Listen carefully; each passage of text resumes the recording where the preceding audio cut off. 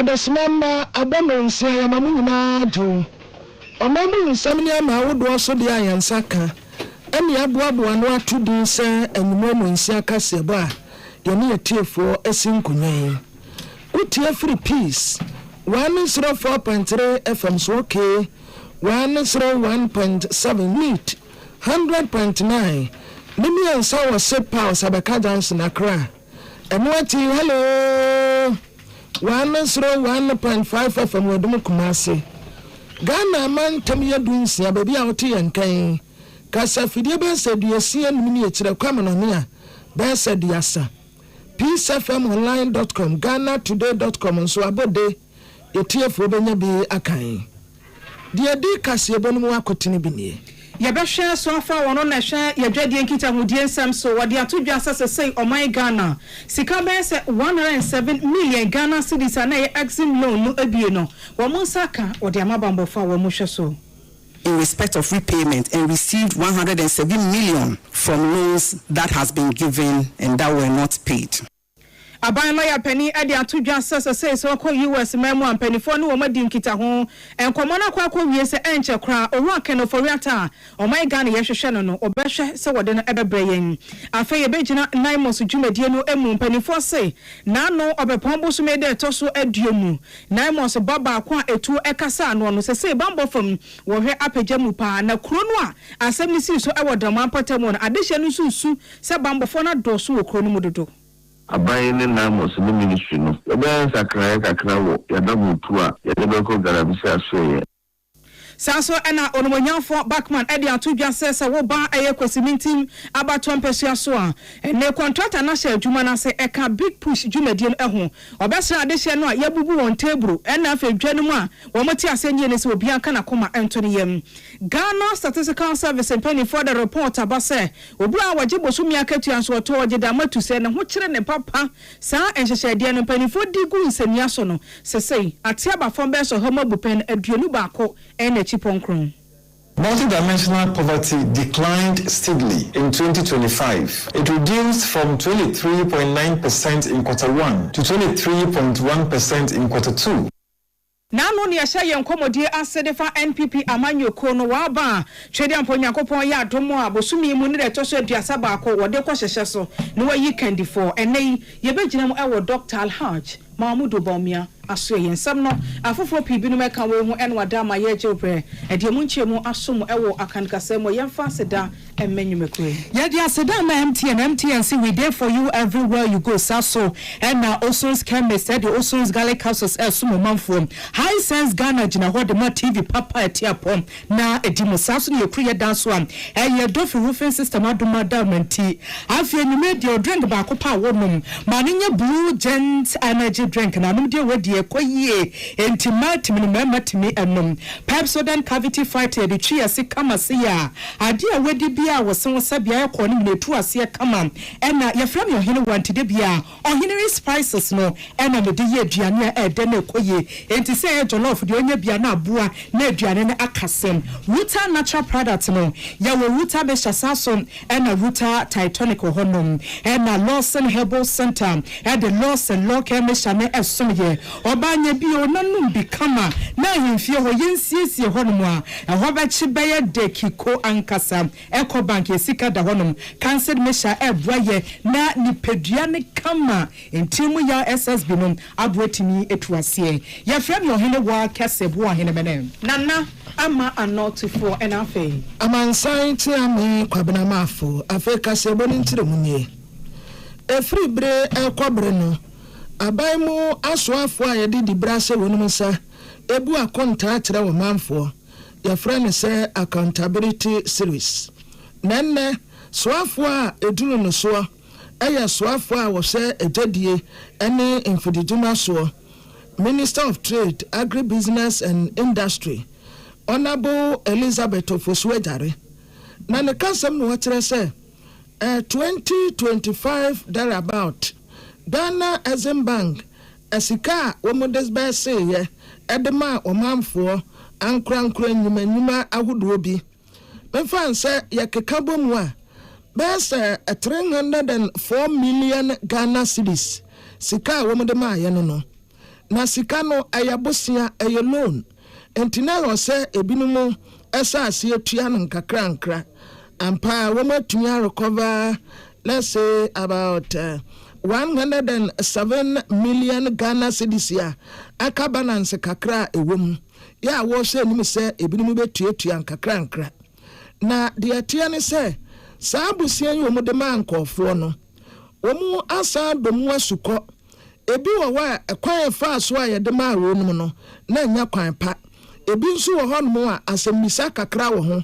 ebi num so wo hono a busia aye de ma ro mu no omo ato omo aginim enti ya de bi kura ma bambo agina tukuo se omo nsem na nipa wo sefata se ya de no kwagina mra no ekwan ofa so a wonya sika dima wo didi ya no obu ho akonta de akere wo man no.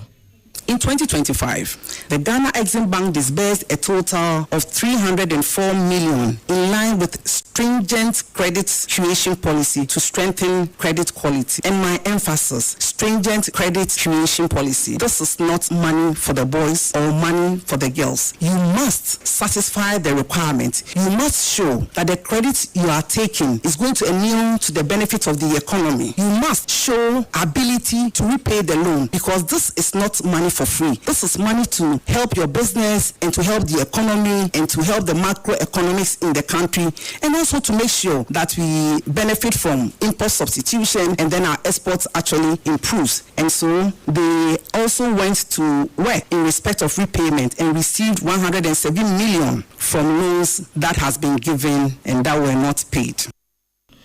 Dear Yate say Okase Honorable Elizabeth Ofosuedare one fans one what I say.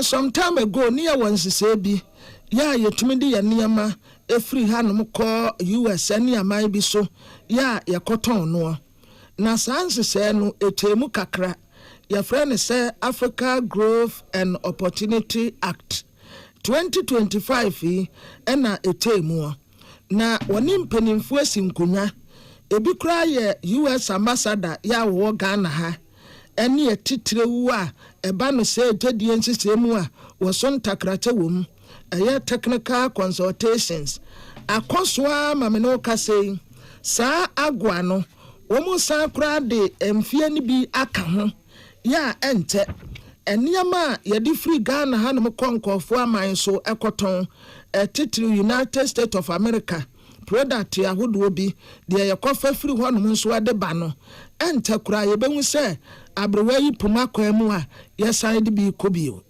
Following the 10% and subsequently the 15% tariff imposition by the United States, the ministry pursued technical and political discussion with the U.S. counterparts, both in Ghana and U.S., with a focus on ensuring that Ghana improves its market access status with the United States of America. It will be recalled that AGWA was ending in 2025 September, which it did, which meant that our ability to export duty-free, quota-free was no more available.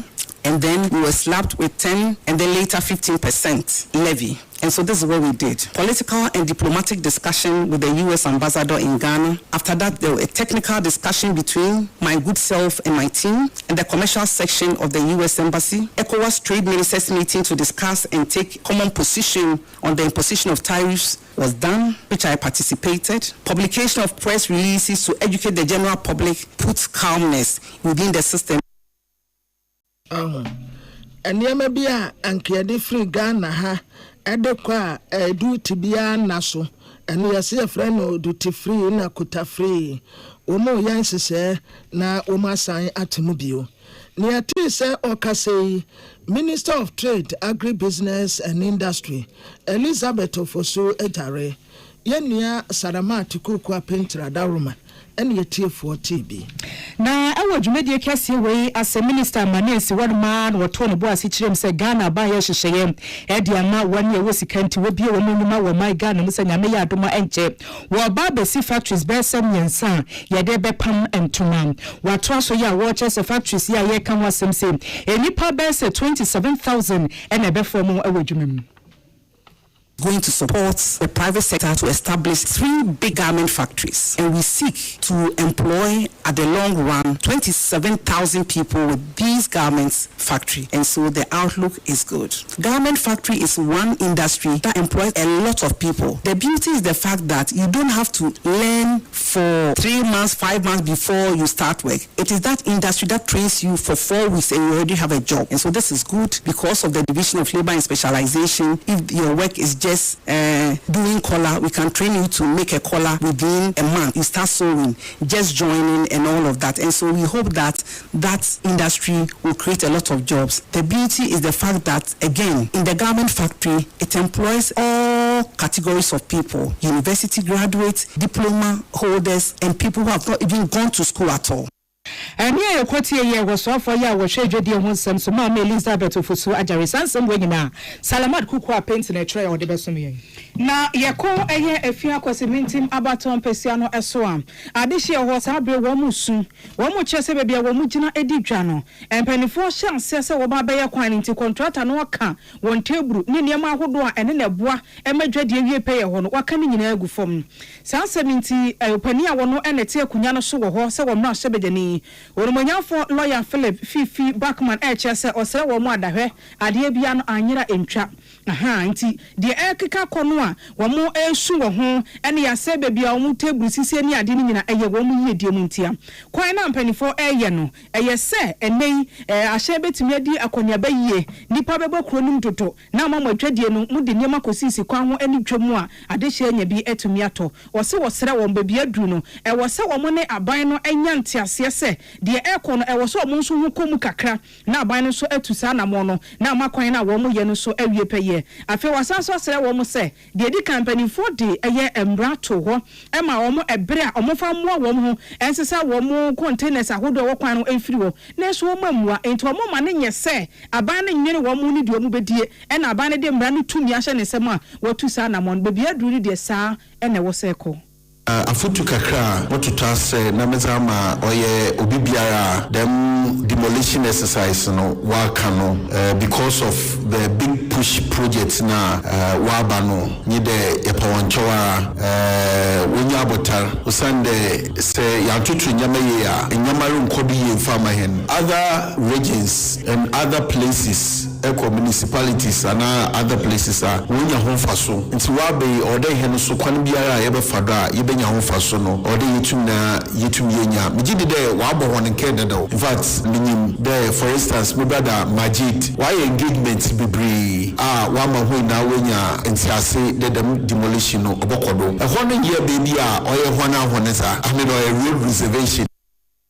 wase wo mo se we mo fa nya amanyosem bebia woto abade ko bia no we ye kwan no so edam potemu no eboa wo mu nyina adehia wo mo ene won secondary takrade afisha ma ene ne potemu wo mu nyina kwan no wo mu nye so mfa so nto mu gyina ho no mu didi nkoma mo fa amanyosem enwam we ye mpuntu ho asem ene ye kan dachi say abandiba na say why is serious no pede krono of any tampofra e kwandiado no obeyi wona fio oye the mabri na o affect your nenso wonso mu de maro sande senyame yadum na wia bomo krono no megbei obomo krono na nyegbei obomo krono wa fishes no okada ne nyedi western region echi no pede western region ogina baby a owodo ogina na so to the man moria oye denara what's baby answer ya baby oyeye ana baby answer ya bibi yeye bigidi de ntwa manyame yadom ma yewi na yensane yehihye nyama no Well, I fear Chairman na Ghana Mampeni, His Excellency John Dramani Muhammad Diasobo former Queen say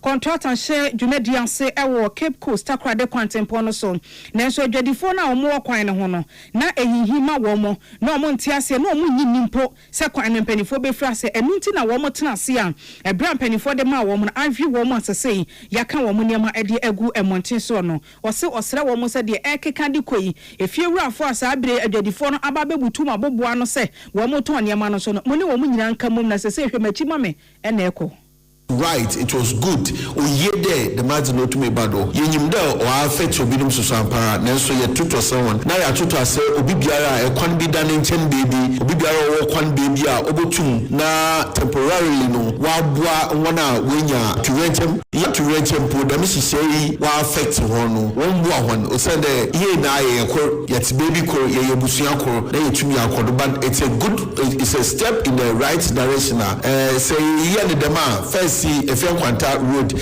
ye ne twetwe ba yetu akaw ye bokaw ye wi ansa na wa be ye ne papa otide yi eyi na ye bokaw a otete dem ye bokaw na ya abo ne preko ameska fofra ye de be ye bibi da achi no yetum na ye ze ache baby nipa yeteni nken aye kwesimintim abaton besa so na sebedani lawyer Philip Fifi Backman sansemi apia dankwa Rock FM ne de bai na akane sikasam so afo ononyamfo kan wofori ata asupaya wofori woni Ghana ha wo United States of America yate no wo ho na tia yate no no wo mo se watena ho no ate ebranka se so wode ko back ye no etem entianra ononyamfo kan wofori ata immigration judge ya friend David A. Gade US Court Virginia ena yade no kogina ya ne ya bo no kwadu na kwadu a yade bo no no ene se watena wanum ema branka se so wasade babaak ye no etem ya na lawyer for present ye be man bail but wo ma man bail wo mo tese yamfa no ko detention Ghana ha se hanke be ka se yamfa no ko remand no anko sem kakra na April de toso eduonu enso ni asade na be piem wo court bio na no na Attorney General Minister for Justice Dominic Akuritinga Ayini watres wanra asem no na nani die trepa wo mu se asem die asinyina wo monitor proceedings ni nyina US Justice Department na wo mu ni wo mu dinkita ho sa ononyamfo kan wofori ata ya seshan wo Ghana ha den enti wodidi se ebra ye de amane se wonko detention no strategic se omuni wo mu koso dinkita ho but akukọ ntu bedem enye ni nyina na wobetumi aka ba wobetumi aka tro manfo se ente bia wo wodidi aso ononyamfo kan wofori ata ye de ne baba be piem wo Ghana ha na sadia Ghana mrane se no ene no adi no pepepe. The American authorities are handling the process and they are handling it in accordance with American law. So far, I don't find anything wrong with what has taken place. As you rightly pointed out, I monitored the hearing yesterday and I have had reports from the United States regarding what has happened and what may happen, but these are confidential discussions and I'm not supposed to talk to the media about what they have briefed me on. Yesterday the trial judge said something. He said there's no proof of any extradition request and that it should be found. Dear Yate say Okase Attorney General Minister for Justice Dominic Akuritinga Ayini ya watre say enkitahudie kwasopa ente supaya ofori ya de ne baba be piem wo Ghana ha na sade mra no se no ene no edi ne sa pepepe ya to akase boy so ya de ne kyerem wansam foforo eso Ghana ha ya wasoye a wo mo na hwe nkuntabu ho nsam so de ma oman no na wo mo bo amane a wo kyerese wo makoye hwehwem afa nipa sabe wo ho kyere wo mo yie pa wo mai mum edin eda so eye multi-dimensional poverty na wo kyerese first quarter ne de nyamia ya adom persuasion na so na free 23.9% ya third quarter no ebegina 21.9% afi GSS in 24/7 enipa 360,000 our second quarter no mo kire se wo mu wura ho kire anu odene sabi sika wodi to aduane edi wo mu nibi ejuma wo mu nyebi nye se wo yare pa wo de ni chemu ayarsa bia so kra no koto la pala bi ni honti no aho kire buburo se ya na adokro no enipa 950,000 na beto dwam ese third quarter mu die aho kire de aho kire no wo mu ye nhyehyɛ ya anu odin se ne be ya wo betimi efrim nti we ya ye kan wasem ejina 2024 third quarter no so saso na 2025 third quarter no so kwankyere for penny the Ghana Statistical Service Dr. Hassan Idris wato ne boase a kyerɛ se ade ni se ya na wofa mantama ho drɔhwɛ se ahokyere ne mpempi ne ya na anote sen se ne anu se ye dene no so obi ntimi nye sika wonye adwuma kora nye se pass wasɔre anopa beka se nipa we wo kɔdi nyuma so bi se ni honom was in of East and Office Savannah region one dear baby one no denim ejina wa ha munchi chemu eduonum 50% would we need chemu and crab poni mantem na afeso atoye mantema eba fom kakra ebejina wa ha munchi chemu eduonu ensem ne bini. Multidimensional poverty declined steadily in 2025. It reduced from 23.9% in Q1 to 23.1% in Q2 and further down to 21.9% in Q3. And between Q2 and Q3 of 2025 alone, more than 360,000 people moved out of multidimensional poverty. Compared with 2024, Ghana's multidimensional poverty indicators improved in 2025. The national multi-dimensional poverty incidence fell from 24.9% in 2024 Q4 to 21.9% by 2025 Q3. Regionally, Northeast and Savannah recorded poverty incidence above 50%, while Greater Accra and Western regions remained below 20%. Emu hona na central for bisa Dr. Sentidien na kofade ba no wase we ya na empepi ne ejina pomodinsi echi baso e na afeso aduane ayedie. Drivers remain largely the same, health and living conditions, especially health insurance coverage, nutrition, overcrowding, and sanitation continue the biggest pressure points. In Q3 of 2025, 7.2 million people in Ghana were multidimensionally poor compared to 8.1 million people in Q3 of 2024. That is about 950,000 people moved out of multidimensional poverty between Q3 of 2024 and Q3 of 2025. But the progress is not equal everywhere. We continue to see deep regional and rural urban inequalities. Poverty remains much higher in rural areas at 31.9% compared to 14.2% in urban areas in the third quarter of 2025. Yera manensi wanuma no wase ade ba ko ha adwene pa na se edwuma se nipa no asori anopa de hio se me kopa edwuma ye na wonye binya ne Ghana se pejaye efi 9.7% bejina 12.3% wani asabi enye suku nko obi ha wonye bi kwa tinse tibia no nko ye ntu wahase yakoba ko mienu pe anka nanfo no openi be bia fam enipa so bope so papa wase nyina ka ho bintino ya na ayawsabia na de osha no wodene ebeto so. Overcrowding deprivation increased sharply, nearly doubling from 11.4% in Q2 to 21.6% in Q3 of 2025. And school attendance deprivation also increased from 7% to 9.4% over the same period. This tells us that even when poverty reduces overall, some risks are rising quietly in the background. We also found that education and stable employment protect households strongly. Poverty was highest among households where the head had no formal education at 38.5%, but it dropped to only 5.7% for households headed by someone with tertiary education. This is a clear message. Education and decent jobs reduce poverty faster and more sustainably.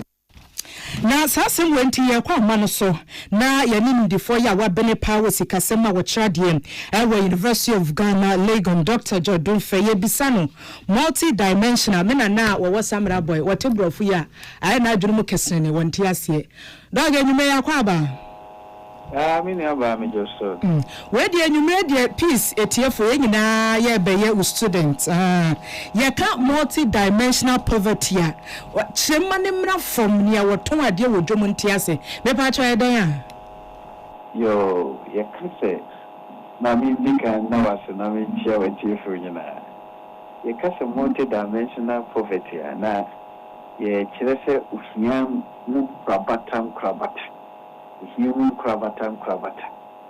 Unze ye memu hana tembia no so bi usika ye fi se onu na oye akodefo eche se ye kaso bi usika ye the income and a measure how much income and pakro nti se obehwe na se bia wode make say na misika e wo bank bia 1 million Ghana cedis automatically no ubia hu se me odefo me ye ubia e de bi usika na say income na wode measure poverty, but here and answer the friend and the poverty no. Unibaka say it goes beyond income. We bet me about so be will see capa so na ya show some ye or yari be a sabi biane crown untimini. Dina pomu then in ya as any pacron and sikano. wonya so mfaso papa bi enti on the health wise na nipa kro oye poor obi so ewusika pa so 7 prebiasa ase ninim die no nche dan kra ni munti funi obetimi atobi so wonti obi amesomu amini amana ontimi enti enna Ghana Sasca service no omunko iwiasum ha amama ni rubia ibi omayo madin say insese yebeye income poverty nko ano yebeye multi-dimension aya no ye nhwe sika nko na emum yebehwe ne man krabata be 9 ni aka buma ahwa hu say we na ye sikani ana we na ye odefo ana we na ye ohiani na saa ne mama akoma na ako ye education ye hwe emfie dodo a wako school we ne beka say the years of schooling and yebehwe ho asa ne beka so ubi a ehia no yehwe ni school dodo a wako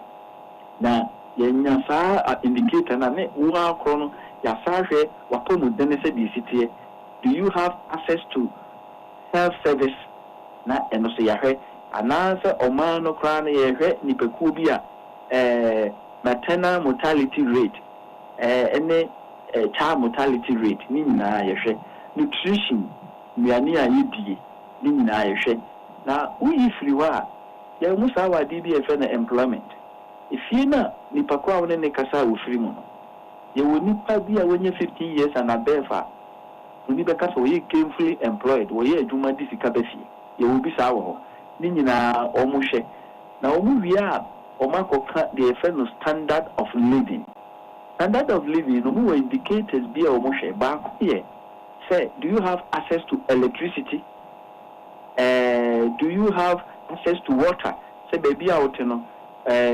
uonkania na unyansu papa no sanitation asamete say ifie na otimu no de ba de na modi nu aduane modi jana nu aduane modi coalpot na nu aduane na modi gas say modi electrical stove ni nyina ye meja na ye sa kan say household access ifie na otimu no niema be na wo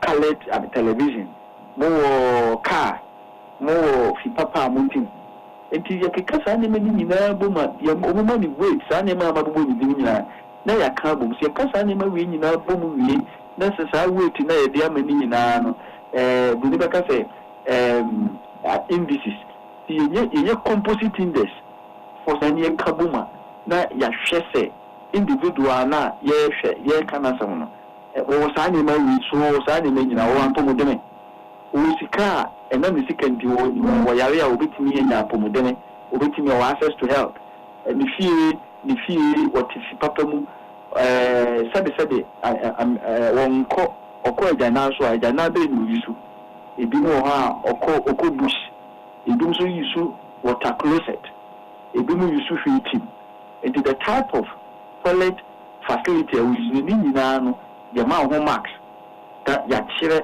se the poverty situation ete ye kasa ni mama ke nyina bo mu wi a na se still ano wasitire mu nsam no enya na chese eno na ye beka se we use multi dimensional poverty a then the person is na sitire mu no enye na no na Ghana Sasca service institution mu bi abribi mu ye no o mu hwe hu se Ghana ha se we ni power ha emu ma 23 eko 24 no omo they are multi-dimensionality multi-dimensional poverty no that was from the like I say they are multi-dimensionally poor isa nipa no ana na nse ya te say Ghana Sasca service I remove from who say then nipa na nka ye 23.9% or so no and then atiaba 21.9%.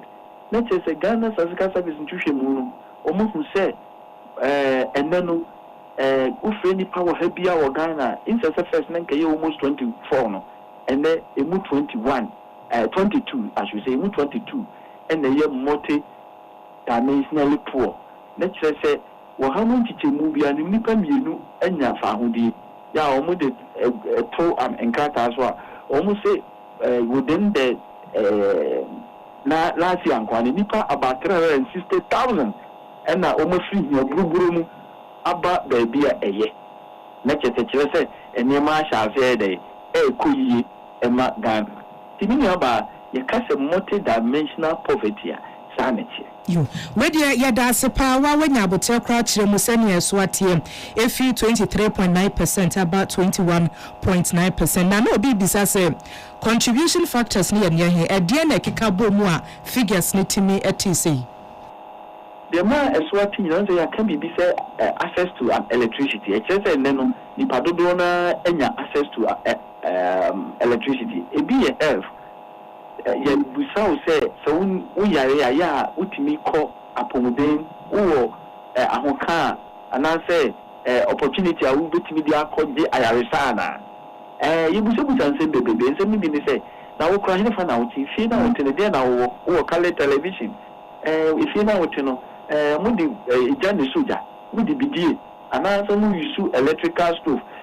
Some many in our hot travel because we be a certain previous and we shoot water and close settlement. Definitely, a member say, then I said to him, a papa chain, Sabi, Oma, Obuko room, a coyes Adam, Ubuko bush, and now the coffee team.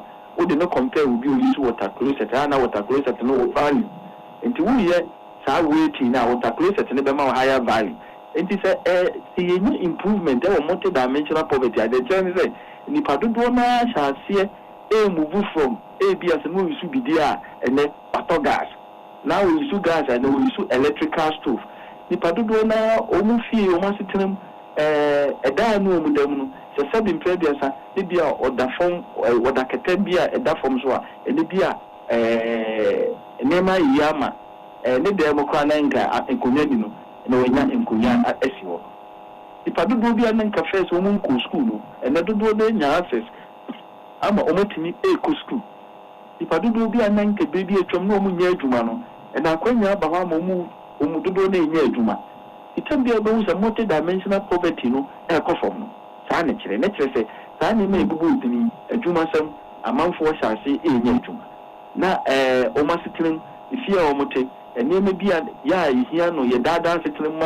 The system will be a condo bit is a color television, a bit is a car, a bit is a you feel cry, Timuno, said a Yada Nisitino, Yadan, you would see down a red bricks a Atakwami, and I say a day, Ninano, a Quenino, sanitation, some Buonoma, and Cabola, and Oyano, and now we are one true compound. If you are no sanity, we are will be good and robber in a car bad. It is animals I indicators Ninano, Omukan in our boom, they say, a swat to the naturally say, Sandy Mana, ye share so a measure multi-dimensional poverty. Sandy meaning in an improved Abem. There has been improvement, and I reflected in the composite index now. Am I who say? So Doctor, you can see a natural say Sabrano a banning she be away and policy implementation be and Emma and Yansun shall so or mouth for your brabomo or because I would Tiana. Multi-dimensional poverty, no. You are not a buy a boapa because it was a yedika can say access to health. This are buying she be a boama, national health insurance, and then the Padona to me a registered to me access to health. And I said, baby, and Anka hospital me, a buyer could see BSC what they are. A man will be a real seven, can be a first Noveco, or quantity a Bruno, and then Obeco, a therefore, as you are so or and Irisa. Until a buying she say, you can't be by Nayana, my main can say, and yet that crope. A buying she be or in fear no Germany, and fear no Germany. And I said, Nora, you unite me, boa, and my multi-dimensional poverty, no, esote. No, yana. A new name of Pepper BSC, and your one are reflected. The Ghana, your poverty situation in the old ha, a baby at your million about 1991. Now, Okofa hair count poverty now. Then 51%. That is a Ufenipa Ghana, Ufenipa 100 beer, a new 51 here will Doctor, you may ma yana say and when church my power dear my and your TF20 when him before what bene was Sikasema wa Tradium and University of Ghana Legon your doctor Jodon Fe Yenna was so na yen train who's my son come be a yeba. When you're going to buy a paint, don't look left, don't look right. Go straight and grab the luxury and luxury paint. Don't be any painting be paint. the Lozi acrylic paint. Paint me champion. When you are going to buy a paint, don't look left, don't look right. Go straight and grab the Lozi acrylic paint. No be any painting the paint. The Lozi acrylic paint. Paint me champion. Ghana by say wabesha na wachete the bambo from Ediama National Anti-Illegal Mining Operations Secretariat the Charitia Efra Womse Naimos Tax Force no was say ene yenhyehyɛ die no emuo no de babe to twa enrada no na enye nika ne science mpanifo hunu enema maako bi a ayesinto wɔ Naimos dwumadie ni mu a bambo from aban ahye wɔ mo ebose kwenese bia so no bɛhwɛ na watoto saa nema no ediama enra pepon bo so me de to so adie no yeti ayenka bi hyemu enenya ntie edi free eye bono mantam ni mu eho ena Naimos fo akwakoduru a wo mo hwɛ sɛ nipa bi ede mra hye wo mo nsam etu fom gudi a enamra kwan so no obeyi wo mo nyina free yakwaye ni mu wo mo so ebe nsuansu ano so no wayi wo mo afiri ho ahwɛ ama wo man Ghana mra no ene wo mo adi asemi kokosi ye ewo su bi nkrom chemasu kwan ne so ewo Doma Central mensi no emu na aban eche sɛ de si ye no kwase mentwa yie de di kan wo de yakɔ ama Naimos team no aka no ena afein abusuakra wo mo de hye no ka Naimos tax force no a wono so de ekokosi ye no ntinu he say onka ate asefo ho ebio say ye gina mu awo Ministry of Lands and Natural Resources so yan Owura Mahmood Kabore wono eye kasamafo wo chiemu say de asie no aban ne wo mo akasa ye hyehye ahodo pii nti wo ka ate tax force no edom ya aka wo mu say efi na di ko wo mu tu anamo bia no a ma wo mu ensuro say de mpanifo aye hyehye no sa pepepe ena wo be ye nesan say aban no edwene de wo mu ye no ehu yeah, a common obey the mitigation and say it's number your man chaining number or magic pennies or whatever so and you acquire Bluetooth by a man. And in terms of field accoutrement, there's never been an issue of sorted. But concerning the young woman, I was a more cruel so say Papa so must win the end you want because so a Juma Namosu now TNC the Namosuba Grumwa. In the years of work, Namos Sodom. Necessarily wa kano say emenda me nipa kura no wada no kumbi aban ne Naimos no ministry no ebe kakra wo ya da mutu a ya de ko garabisi asoye na atimi aboa ma saa nsensem ya efie NCD na wo Owura Mahmood Kabore nkomo no emwo no wasanso asempanyimfo a yekọ eye mpotem wo mo kan bie wo mu sanso ena nanam ahemfo se wo sere wo mo da wo mo ni adehye nkasa ne titiru wo bono ena afi ahafomantam no emu wo mo ni kroma no enkasa ma wo mo nti ase se Naimos dwumadie no boa ma yensu ano ma boy ho akroma boy ho ban enti obi bia obesore de mra be hye ne nsam so wo tu wo mo so sa no nanam ehwe ni nipa no enkasa na emra wo Ghana o at Chronoso, anonymous woman, no blue woman, abandoned for woman, one will come you woman, staff and Casa. I think this is becoming 1-2 minutes, especially for the Bono and for English. Oko, Jamie, it's a Proemantum, a Proemantum, Nana said, yeah, and Chrono, so Naimos, a Sinabo, it's a domo, that is a Nika. Now Bono have from Quadi, Boyaji Dimbone, and Yama Mukru. It wasn't Nanos on the Casa. No more cassette. Anya sadia da mo for so abayama obutu ama mobia afedi ebeka akwakotra wo mu eye fomobi prunina nipa yetene ken Owura Mahmood Kabore yedru Ministry of Lands and Natural Resources wono energy aswafo no kasa emano sika ayim ni amane bofo asansemi oboboa no na se dem di kan ti so ma wote yesese wudru eye Doma Central ho ena semisi ye eno awo bunu mantam no emu adehia ewo chema sunsu ka kire aban ne se wo srada asemisi ye ntino asojafo agikro no afa eno mo komafo mo buen omo kose nsunsu obuei omo nya kwan kra no matwa wo mo ho ama ne no bae no a ewuwura mu no ensen enti omo sere mpanifo wo mo ne National Anti-Illegal Mining Secretariat Naimos mpanifo no nkasa ne titu ni asojafo no asemisi ye no omo ba bodompem ewo kroni mu no wo mo ne wo mo enkasa na nei asojafo no so nte ne hu na da wo mo so kra no ano ade papa ekuafo ni yamane bofo di nkomo ena wo mu chiemu sese kra no ekom ye sikronim esanse ebreka kra ni wo bi enya kwan kwafo mu kofa no bae ni bi mae adwumani ha ne ya so yi de butu no ya doso eye bebre adwumani ha nti yesela nanom ene mpanyimfo ni obedidi ama obi adi bi no ye na bro na seven producer ayifo a mo ka bi yi no mo fa mo na si fom enso ya wo se ni anya na fi mu a ahokire no so wankwa a obeye dan ne ma me beye dan ense saa ne mai nya ba yi emfiri chamasu efiri ba bi na bae adena ba biduru chamasu cream but yeso mrantie ne ye mpeye ho asem na adena ba nti kakra kan to ase asre mpanyimfo se omonhwe nye ho bibi mai na chamasu fo ye mpehehe ye pasundwe nti no saa ne mai nyina ba na sojafo na omose nipa bone na ba oba kuru ha be kunu enye chamasu fo no kunu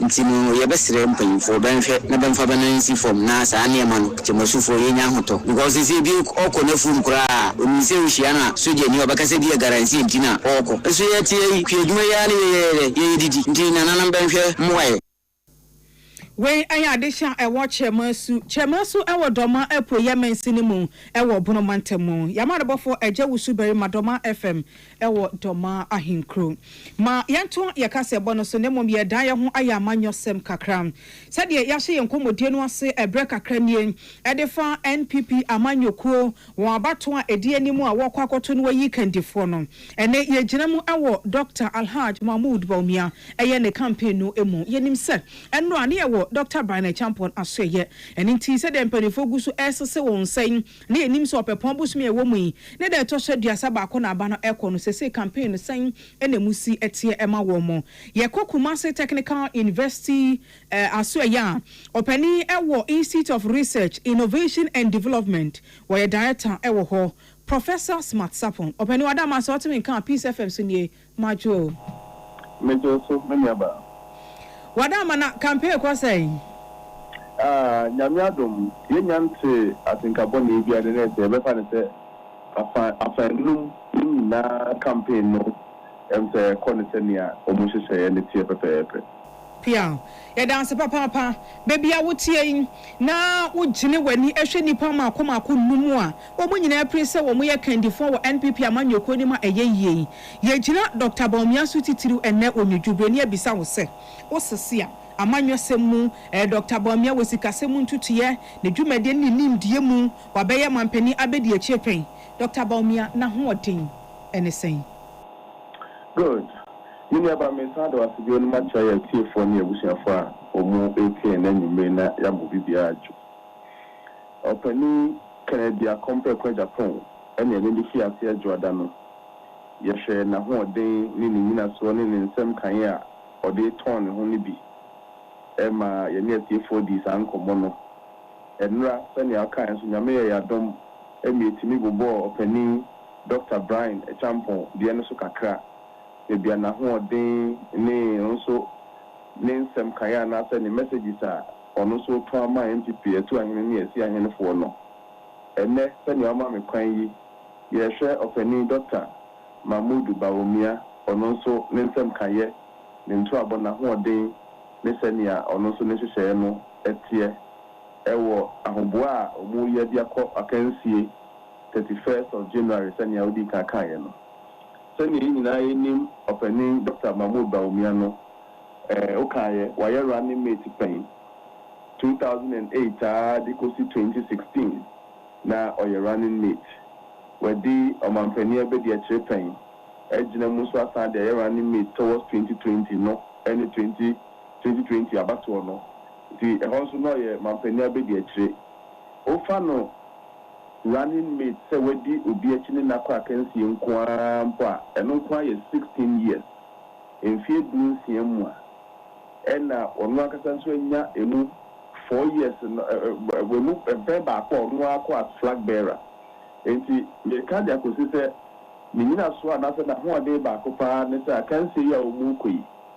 se oba ku bi ye very that's the most experience obi a wakobi pa yi pa nimu intricate ya wo ne nkonia ba ne bibia sha uyi opani Dr. Mahmoud Baumia sinche ya enyeyi wakododo sin nipa numu a ekwe wakododo sin mu nyina in fact me checks HSS the nearest constituency bia so not less than 5 different times because of opportunities are onya yet to be running meetings and then every constituency in Ghana Dr. Mahmoud Baumia na insi hokra de na nya emprenum eso 2023 na oye flag bearer aspirant Omuko and so back at Nipa 9, like I say, the Nipa 9 call final rounds. Emma, a baby as here, or no, Din Kunim, and on near Kennedy, of Japan, Tosum, 2023. No, 2023, opening Dr. Mahmoud Baumia out of the 276 constituencies, no, Odi in Kunim were a move 212 constituencies, move and Odi in Kunim, Eddie in Kunim. In fact, regions Bayer and soon be dear. Yes, Savannah, Oti. Ahafo, Bono East, Northern, Upper West, Northeast, dear. In Kunya, and after constituencies, do the honor of Fanina and for new Muko, Akan, Omu, Entimi, Enyamubi, and an Akan, so a Fofana be doing Kunia, the same Bobo Sudradana. Enti, a bano, sa contest, your Mukoya, our experience, Wakobida, Eddie Munkunumuda, Emma, Enei. I can see for about 2026 years so Ojinamua. So Diano be brave, or Kawanamua, or what the chances of winning no one can see a pa. Another strength or work a year, the cabinet experience. On the MPP NDC, dear, senior Washington Amanyoko Nafano. Where be our Obedimun Kunumubiano, there's a Naba Pussy Paso Kakudum Penia Nessa. And say, Encosi fair parties in Ketwana can be more Musuno dear. We require from MPP for the NDC and him say some level of governance experience and some cabinet experience near there. Open Dr. Mahmoud Baumia was our cabinet experience. No, over 10 years or 10 years, with me related with both Abefo, new technology, those things, the technology in 7 was so crack and new feeling at the end was also related to the elderly. And the also goes to him as a strength.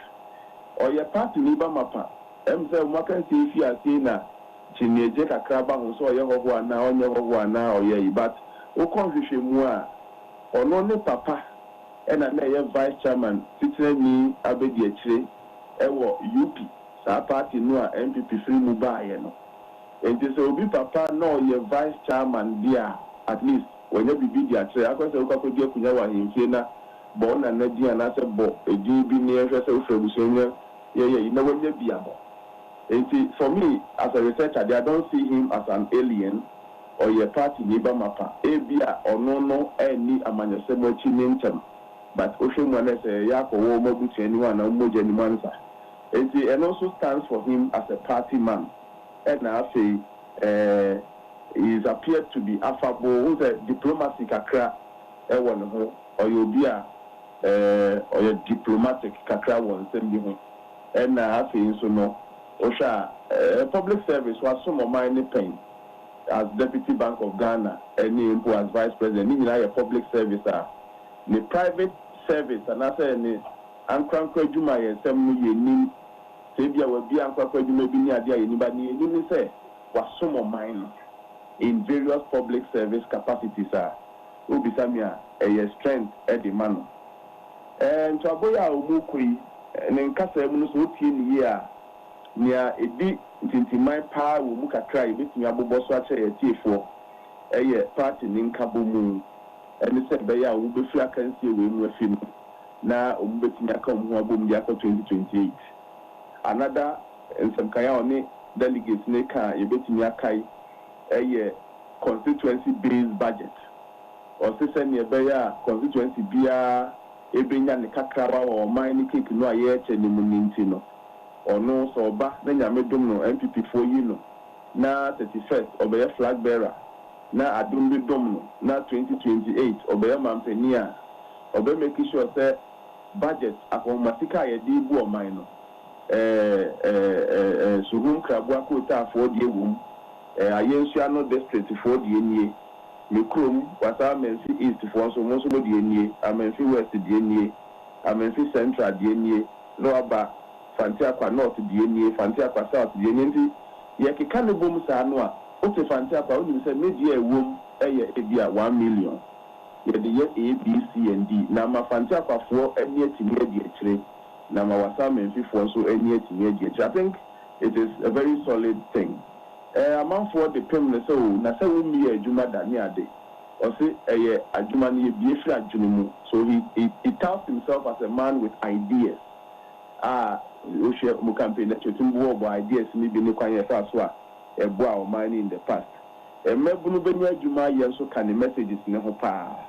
And if you queer Juma, and in Yamaka, Kaka, and say, what on one kama.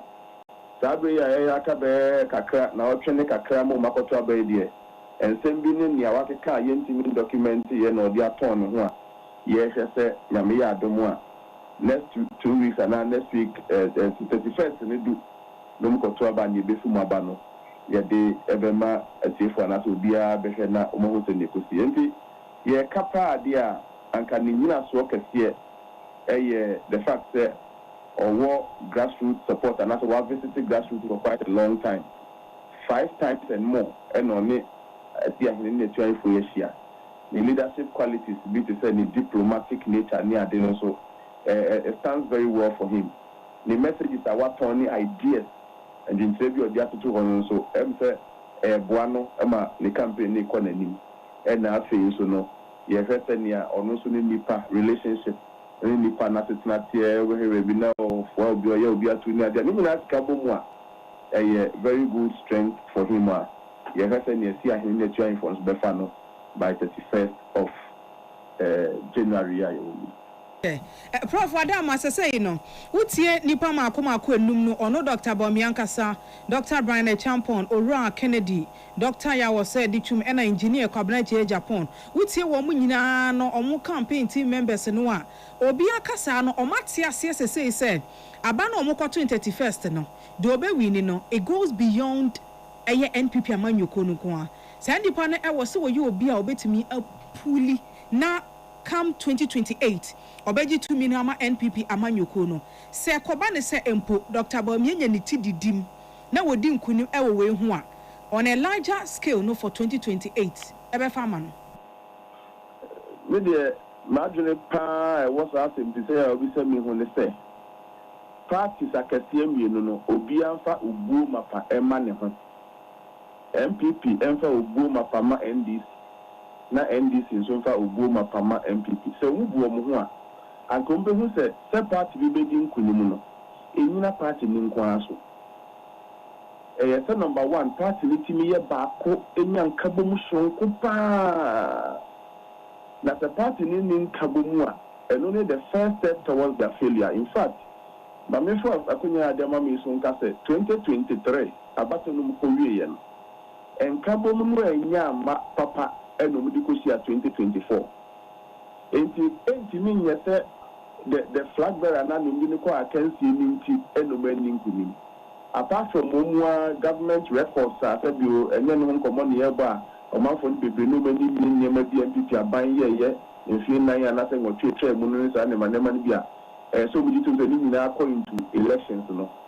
There is also the bit of nkabomu media margin mu na eni ho mapa eni ho 2023 to abanu ye no omwanti ni ankomu a mumu ye ene ko 2024 enti afuto pa edi kan ya ni ye be ni bia so nya ansa no watimi aprenku ni bi eye nkabomu so mu nyina ye baako eye nkabomu ti ase de mu chita kotai no be din kunim na chia enna no mu be nkunim die no. Then number 2 so mu say hu se sebe MPP kan ho bom kra ye ti se bia baako eye bia kra no a they are still going to face an equally very formidable political party, your friend, National Democratic Congress. So when we said there is a competition between you, internal one, I don't know, usually, maintain one say, when you answer say, we, and where you say, first, you have lost the battle internally. Now, simple, if you win the battle internally, now come home to say, Mampeni Kufo, or Mampeni Kufo, Mekai, Yofareku, Benomini, Adeti, Omoni, Adiandi, Emuya Kakra. But I look around not Emu at Denson and Radia 2024. And you put it and Prof, you think so? Oh, they say Mampena Dako for more time and Nadia no, and any year chance out time on. and I make us say, on crown, no, Yasum, Jaka Kran, no party, no Joka Krampo, and Kabum Kakrano. First round went near against Professor Milson. Or called by a positive alliance. DPP Bekan, we Bekan once and I wrote in Yerini. And in Cabo Media, no. And as to me and Cabo Nuclear, I mean, by Yankan Chom say, MDC no sabi on the chain and say, she said, what you can't be winning. So it goes beyond the candidate. Yeah. Rather, no, a young Cabo unity number one and a number two, proper political strategy to face a very strong political party like the NDC. They will go beyond the individual and then begin to think, say, yeah, individual and a crime, then the area for home. So we are unity minded. At the moment, we are different from senior but Prof, on unity nankasa sem no awoka no akwakwa say mini trial within trial sa case we no sa unity asem awokan hwe ne obi a campaign team de afifiri wode ba kasa twitwie ensema emu eya wo obi asem ankehye kokom na yeyi ba ano hye wona me ya adwen sese bi mo ampanifo ekura mo tete ye ne asa ne ma bi sa ne ya mutu yemfo so ye ntwe ye ho enfo mfiri ho na obi a building integrity to this level not because of campaign position ti okay can some ya eyi ntuma gufi e de babontin na prof we na say we nyina akiri ye na ba kwa we ne na yen kan ho mmomu a medi watemenye hwe yen fa nchenya mesumti bibia be ye fine political pose a ye pe ni ade ade ntu de yen nyini yan fa nto a prof e be ye sir Dr. Bobia obenya no aduro yeah enu ne mani so de me dia cha wo hu but e be me trimu de na edaso wo but no kra no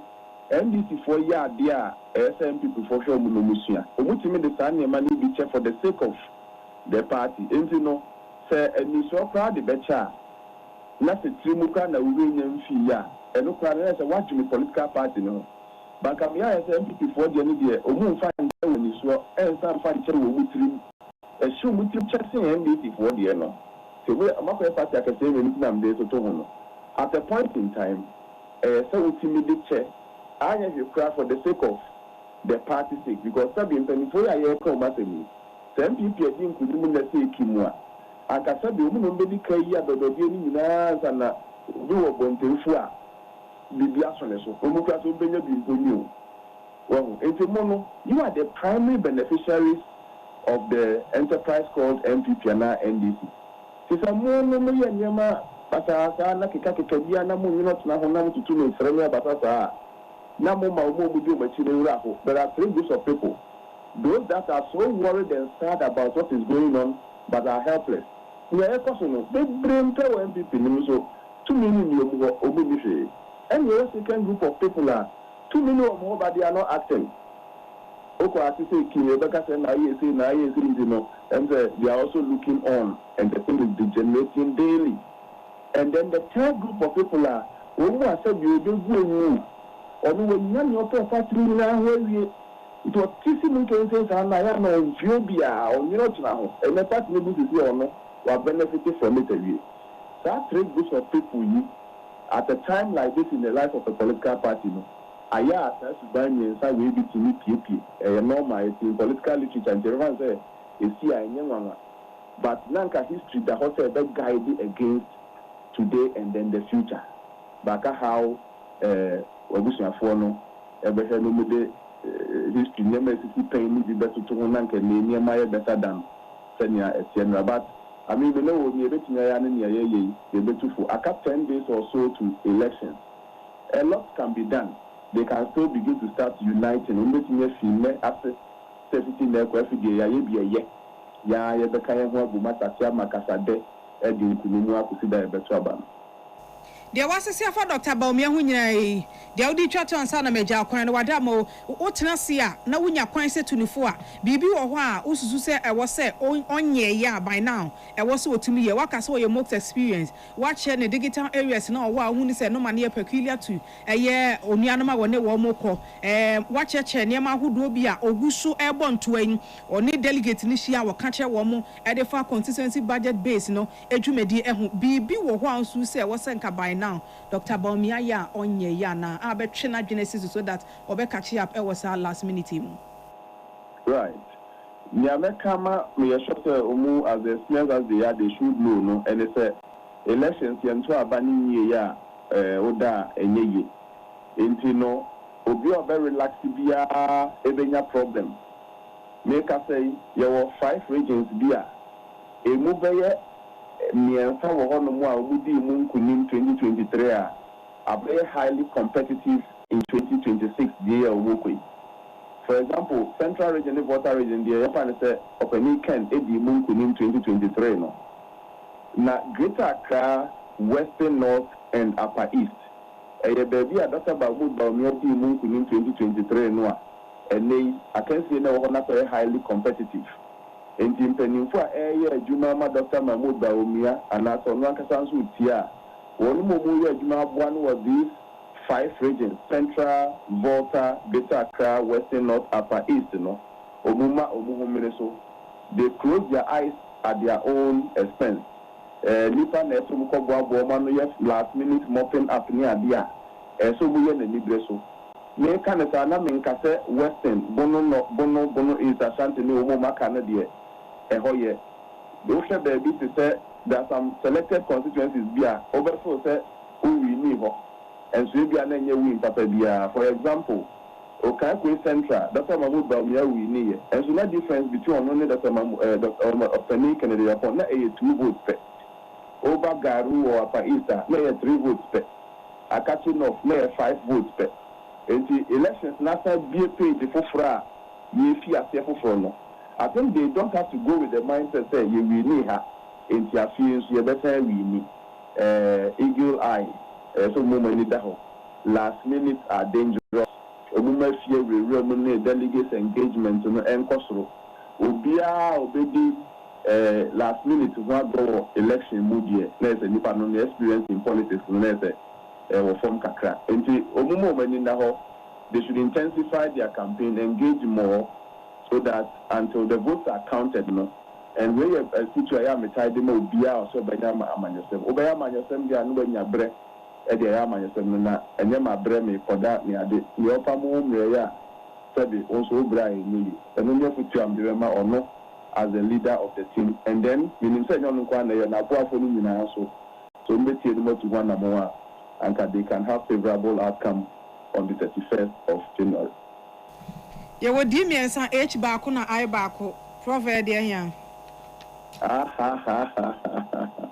What you can say, that's Papa.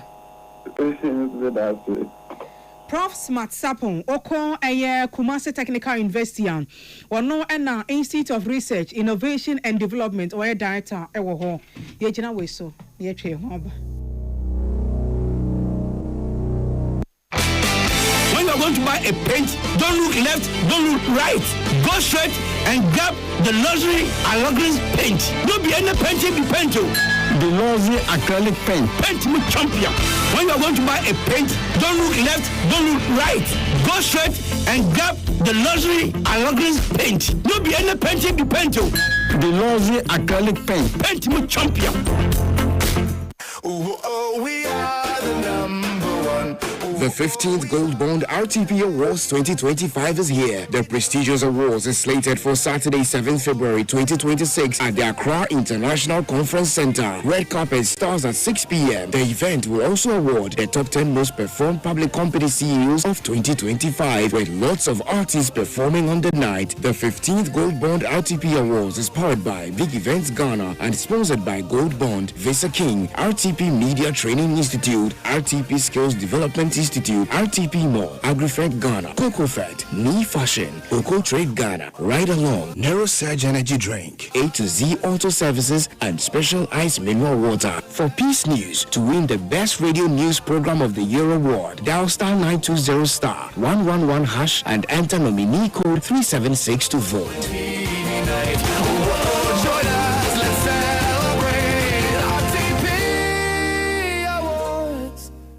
Happy Delight Food Juice. Swachilala, chichi sauce. Afrana pa. A preparation breakfast that was in your mind. To Happy Delight Food Juice against with toast, cereal, and even them cool and a bread and fifi. Most of free man. Happy Delight Food Juice. One of one. And you be happy to relax away. When you're let's say what the chamado. Happy Delight Food Juice. Of an baby, I bring you all day long on fruit juice. I'm Happy Delight. One different flavor. Different size. You number 1 liter. Number from 150. And now 250. And then healthy life shows on your supermarket. Happy Life Free Juice. Loaded with taste. Tune it in. Turn it up. Peace FM. And rip off the knob. Yama yetiefu nyina akwaba. Akase bono de esi yawie. Yawie. Politics de nanka minimisa ideas. We chere de obeye, we nso chere de obeye.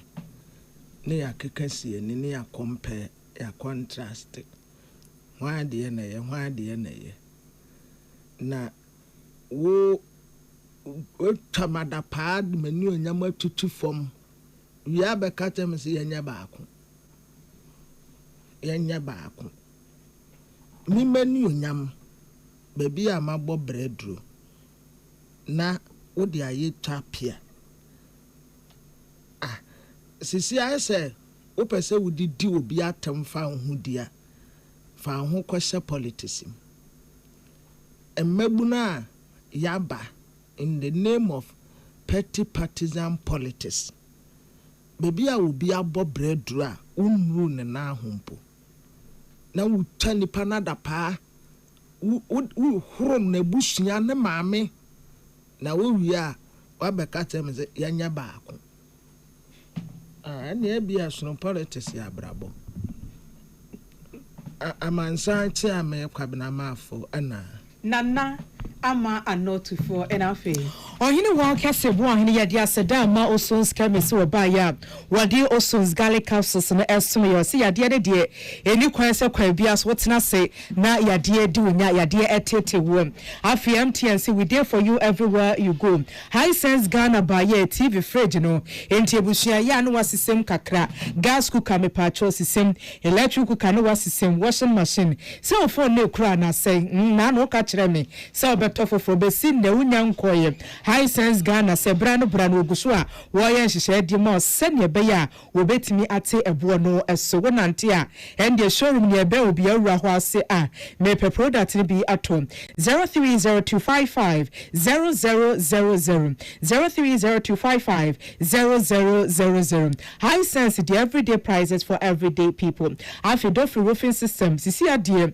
ye bo ye dan so a ye mre ye nsuro ho kane no ena nka wo ton chance bi se wo di kru da so a empepi no wota tete na wo bre sansa wo kotosi afi na enya nyabotre kakra ye guso a ye ho hihye ena nyame ya adoma enchebe ode ne saa carpenter ni a wo bebo so excuse a wo do a wo de ma wo se woni sisi ye ka kire wo nanso wo mudie wo mba ye esi anchance na ye ton dia man papa ahodin ewo mu eche ye kan se ewu jama na we die ne e fe kra wo mu nyina ne se ye mu afi ba kwa konfirihia miensantem na wanya abotre pa etimi edi atua East Legon office no ebe Trinity Theological Seminary obetimi afresi 0543 661716 0543 661716 anase 0243 23 2818 budget cash and carry coffer by Blue Gents energy drink no anom dia ba ko a yaji atomum over 20 years in the industry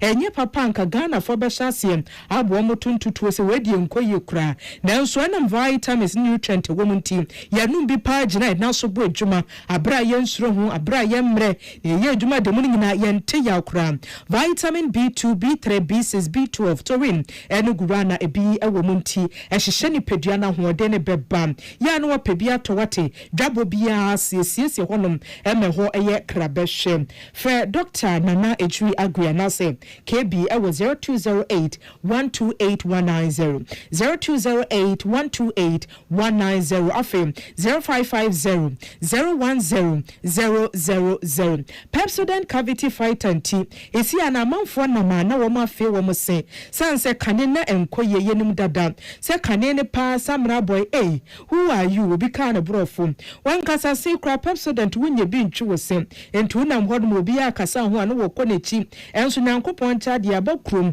ye ba ne ye bete sampa Pepsodent cavity fighter ejina hodom a chese edidi kra na enwo no ka yesi so a yesi edie yensuro ho saa so na wodi twe wo se no na enkabone bi a wo se ho anase decay bi a wo se ho nyina no ebe ye firi hodom na afi wo se no abon ho ban ye na hoden etimi aba ade ba kon ekra behwe ne se senia wusi peno saa ne aye ede ma wo se bidie ntianu se wutwe wo se ati bidie no wo anase lemon essence ebidie herbal ntini nyina koyi a ede ema ye mesi yemfe yesi na mafe yesi yemfe yesi na wafe aha eno na kire sampa wo krom wo town me pa twa ye ne sama yen na de bia da sumasem ene asum nkomo no ya na hu hia pa Pepsodent cavity fighter die yesi obetimi afa to free line no 0800 200 030 sidie bia hu hia eno ntina manfo se wo motasre pa ohinere spices abam emasisi ade ye aduane a ebusua yente bre yente ya ye aduane a ya amadofo kase aha asimesi enie a wo ya ade asimesi nie wonimute asimesi ne wodonipa saa ne kanu ohinere spices de mese se wo de ye aduane a ma wo ye guy pa o eye ya na woto nza frankrofo eye ya o mpacho weekend ye sitting enso onim se aduane na wo ye no wo de ohinere spices no wo de ye na ya ni adaje de esi enye bi anka yenim ye be ho wan hwe ye no ba wenye bi ensi fie amfa nye aduane a wote wa na wokunu wo se woduane wo de gutrom enne sa de ne etwem enti enyina ye nkamum na ye aduane se bi asi wa na se nkwan jollof anasa chicken beef ho ade spaghetti fish dia ya the ohinere spices ne ye de eye na aboa ye wo mu assorto enti aduane kro na wo ye chicken anase stew na wonye bi okwa me se bodin ohinere spices no ena me de ye meduane anase fried rice wo de goat anase shrimps a beef seasoning ni nyina bi wo hono noodles de ya na edimu na eboa so ohine ye ni je ho dodo amanfo dodo na you should be di ho adanse wani akane no wo mu su gaga ye ni adwuma anya na mse menua na tira brabono enye fa akosa o ko wani mwate na kotu biton enne wo nyina bodi kasa gaga ye nhia wanka yenim se sana business bi wo hodo mu a ye betimi enye bi enya mfaso ma yebusua so ense timi akọwo mu ano eyo Henry Spices no 0207 805398 0207 805398 afem 0244 525908 ohinere ede pa cancelled mission ni peduana ho den apomoden ena wobenya entini anase mponiye kase moja ntimi ni efusane ni peduano emu anase obi wo honum a wotiwe